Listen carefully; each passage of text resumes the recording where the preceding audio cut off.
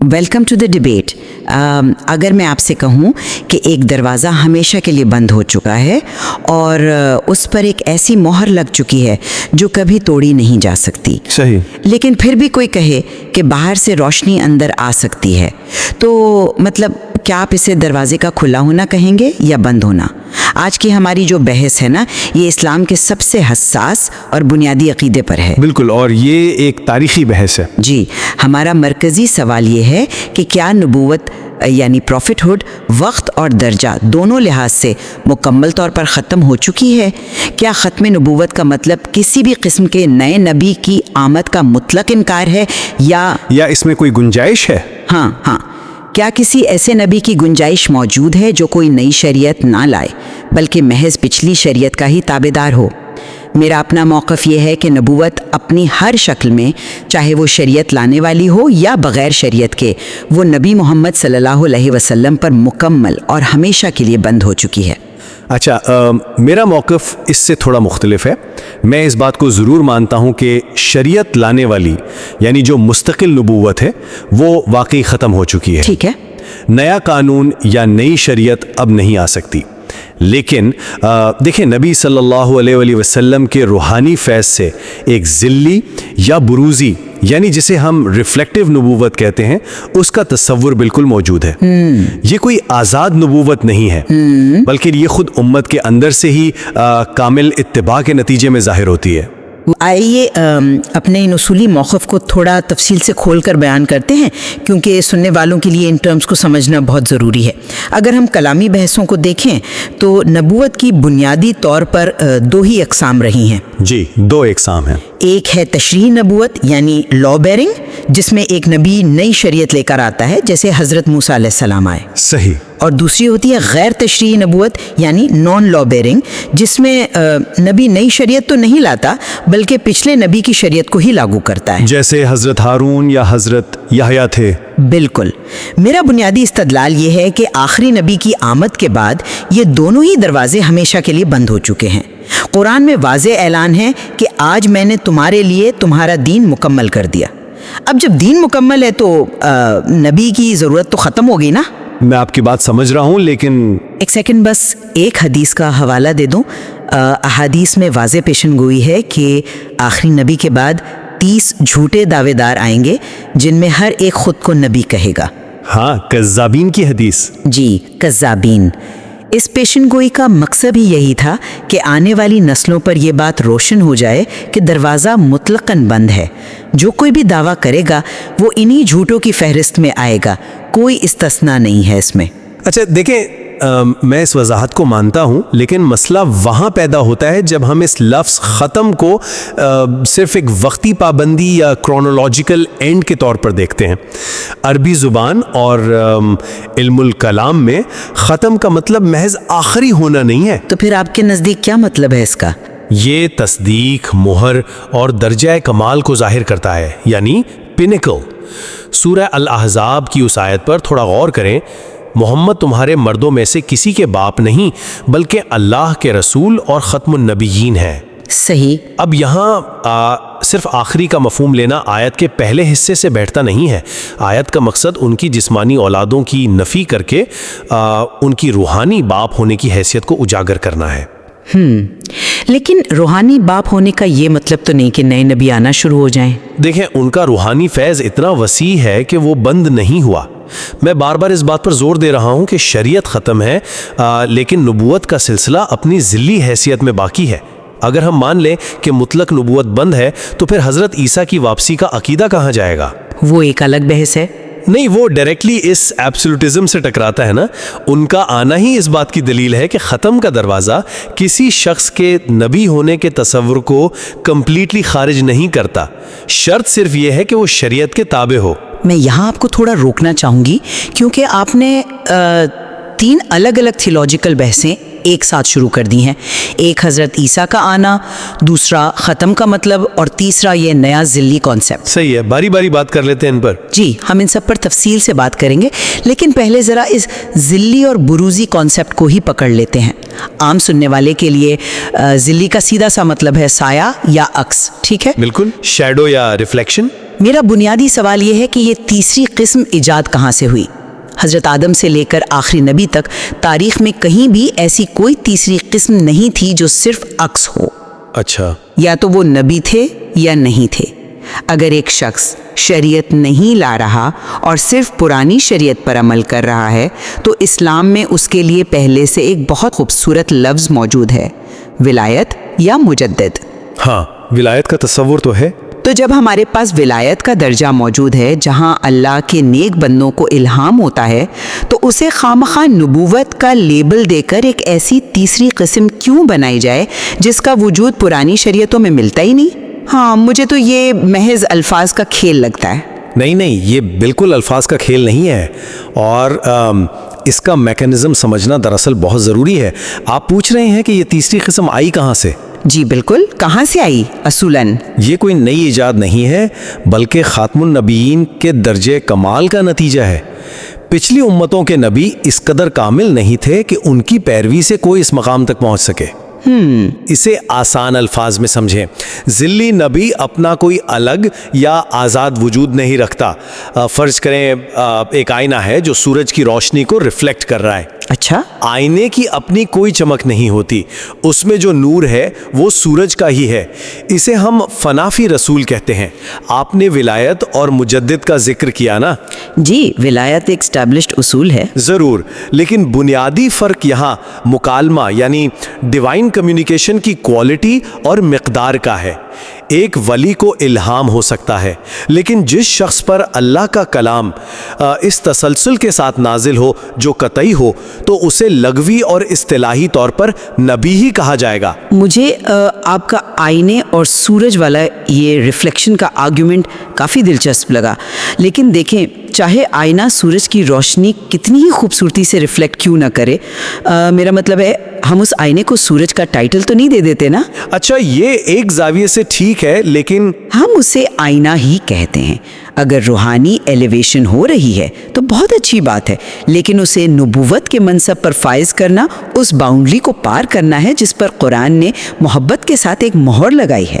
لیکن باؤنڈری تو تب کراس ہو جب وہ خود کو انڈیپینڈنٹ کہے۔ چلیے میں آپ کے اس پوائنٹ کی طرف آتی ہوں جسے آپ نے شروع میں ایک پیراڈاکس کے طور پر پیش کیا تھا، حضرت عیسیٰ کی واپسی۔ جی، بہت اہم پوائنٹ ہے یہ۔ آپ کا کہنا ہے کہ اگر دروازہ مکمل بند ہے تو حضرت عیسیٰ واپس آ کر اس ایبسلوٹ رول کو توڑ دیتے ہیں، صحیح؟ بالکل، دروازہ کھلا تو تھا نا؟ اسے میں ایک بہت ہی آسان پریکٹیکل میکنزم سے واضح کرتی ہوں۔ فرض کریں ایک ملک کا آئین یعنی کانسٹیٹیوشن دوبارہ لکھا جاتا ہے۔ ٹھیک ہے، نئے آئین کا آرٹیکل 1 کہتا ہے کہ آج کے بعد اس ملک میں نئے صدر یعنی پریزیڈنٹ کی بھرتی ہمیشہ کے لیے بند ہے، عہدہ ختم۔ اب اگر ایک پرانا صدر جو پچھلی صدی میں اپنے فرائض انجام دے چکا تھا اسے کسی ایمرجنسی میں واپس بلا لیا جائے لیکن نئے آئین کے تابع ہو کر۔ اچھا، تو آپ کہہ رہی ہیں کہ وہ نیا نہیں ہے؟ بالکل۔ تو کیا اس کی واپسی سے آرٹیکل 1 ٹوٹ گیا؟ ہرگز نہیں، کیونکہ اس کی اپوائنٹمنٹ آج نہیں ہوئی۔ حضرت عیسیٰ کو ان کی نبوت ہزاروں سال پہلے بنی اسرائیل کے دور میں مل چکی تھی۔ اصول سیدھا سا ہے، once a prophet, forever a prophet۔ ان کی واپسی کسی نئے نبی کی آمد نہیں ہے، اور وہ صرف امت محمدیہ کے تابع ہو کر آئیں گے، اس لیے ان کے آنے سے ختم نبوت کی مہر پر کوئی فرق نہیں پڑتا۔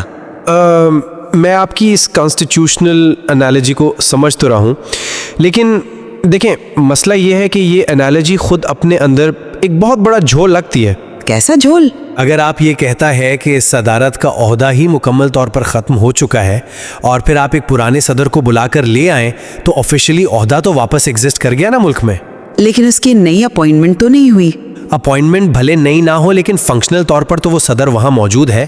اگر ایبسولوٹ فائنلٹی کا مطلب ہے no profit at all in any capacity تو اس میں پھر پاسٹ، پریزنٹ اور فیوچر سب شامل ہونا چاہیے۔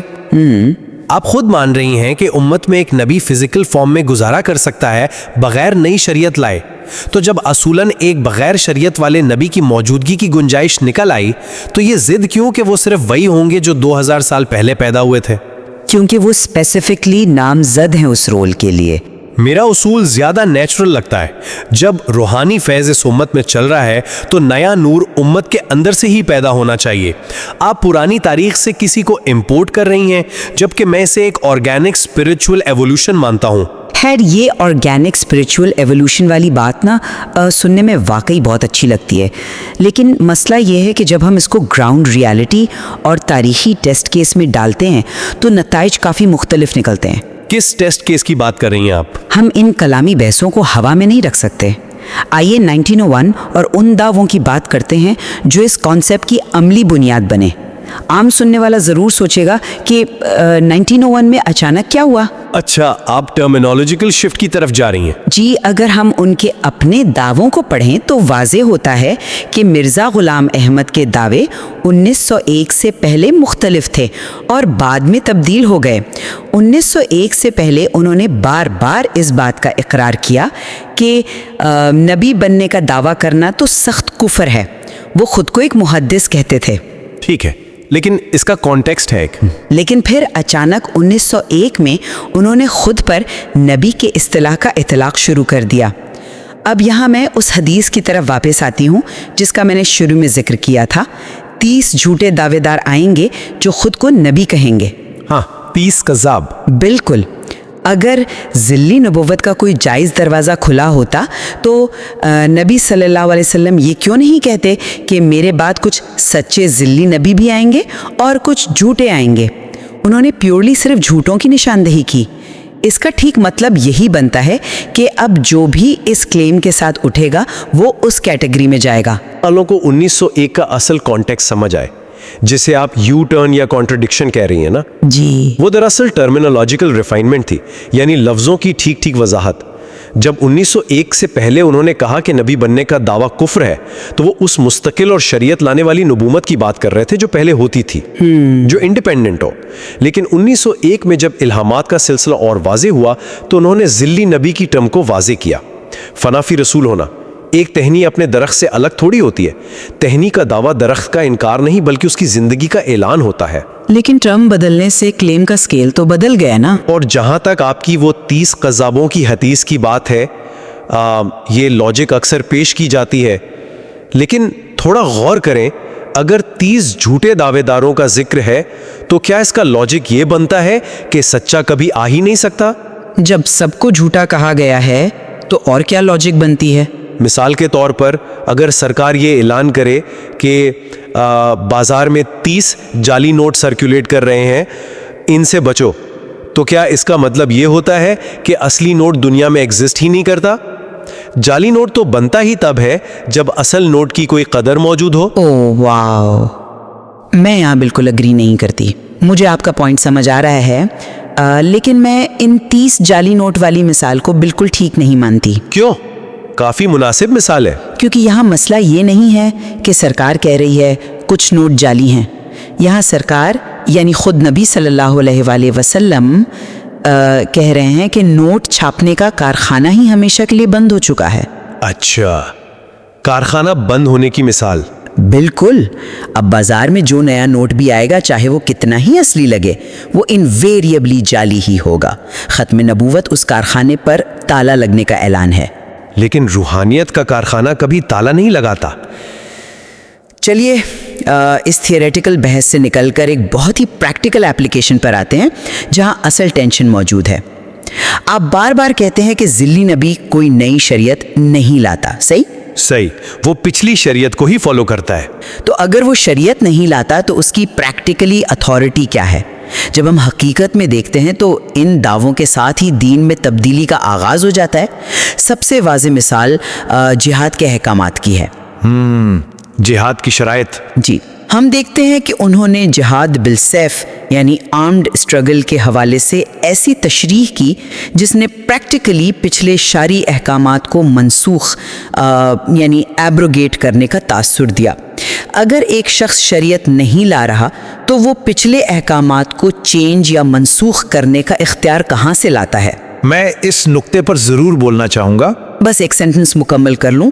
نبوت کا دعویٰ ایسی اتھارٹی ڈیمانڈ کرتا ہے جو دین میں اضافے یا اسے کاٹنے کا راستہ کھولتی ہے، جو کہ ڈائریکٹلی ختم نبوت کے خلاف ہے. ٹھیک ہے، دیکھیں آپ اسے منسوخی یا ایبروگیشن کہہ رہی ہیں، جبکہ میں اسے ایک بالکل مختلف پرسپیکٹو سے دیکھتا ہوں، اور ٹھیک اسی جگہ ذلی نبوت کی اصل ضرورت سمجھ آتی ہے۔